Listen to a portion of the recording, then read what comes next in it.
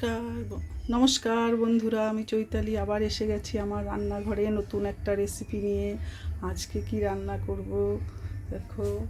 এখানে আমি সয়াবিন নিয়েছি, সিদ্ধ করে ভালো করে ধুয়ে নিয়েছি।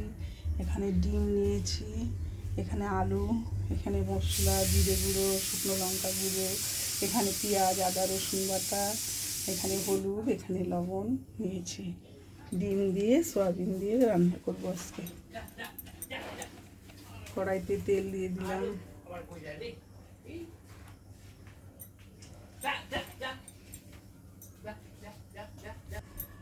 এবারে আমি ডিমগুলো ভেজে নিব। দিয়ে দিলাম, লবণ দিয়ে দিলাম, ডিমগুলো নামিয়ে নেব।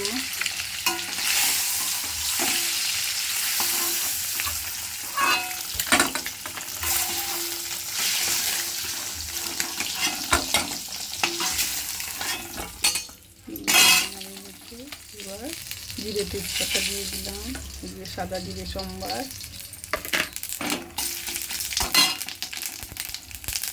এবার আলুগুলোকে দিয়ে দিলাম, লবণ দিয়ে দিলাম, হলুদ দিয়ে দিলাম। এবার আমি আলুগুলোর উপরে এখন সয়াবিনগুলো দিয়ে দিলাম।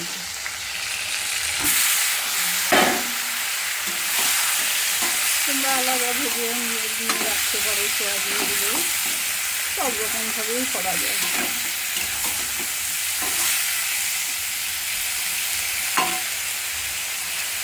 এবারে আমি মশলাগুলো দিয়ে দিব।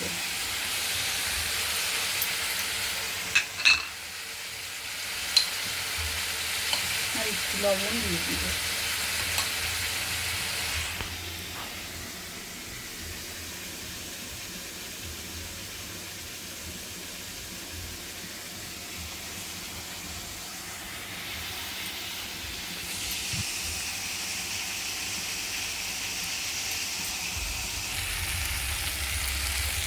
এবার সুন্দর করে কষানো হয়ে গেছে সয়াবিন আলু।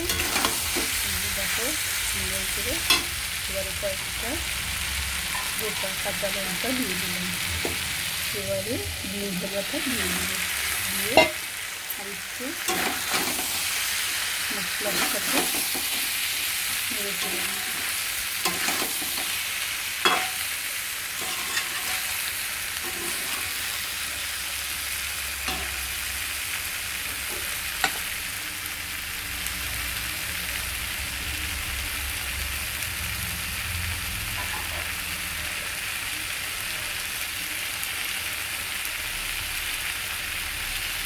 তোমাদের যদি আমার রান্নাটা ভালো লেগে থাকে তাহলে লাইক, শেয়ার, সাবস্ক্রাইব করে দিও আমার পাশে থেকে।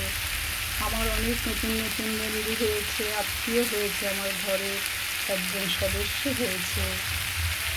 তাদেরকে আমি অসংখ্য ধন্যবাদ। আমিও তাদের সংসারে একজন হলাম আত্মীয়।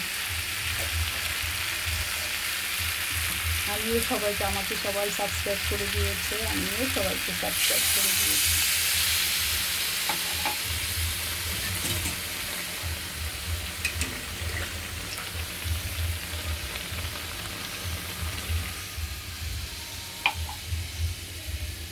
তোমরা যারা আমার সাবস্ক্রাইব বন্ধুরা আছো তারা আরও এগিয়ে যাও, সুন্দর করে রেসিপি করো, যে যেটা করো করো, সুন্দর করে করো। আমি চাই তোমরা সবাই এগিয়ে যাও।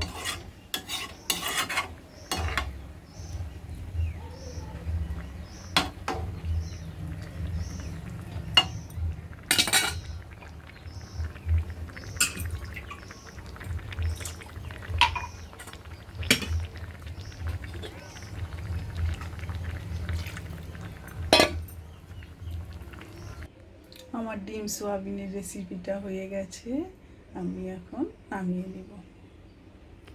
নমস্কার, তোমরা সবাই ভালো থেকো, সুস্থ থেকো। আবার দেখা হবে পরের ভিডিওতে।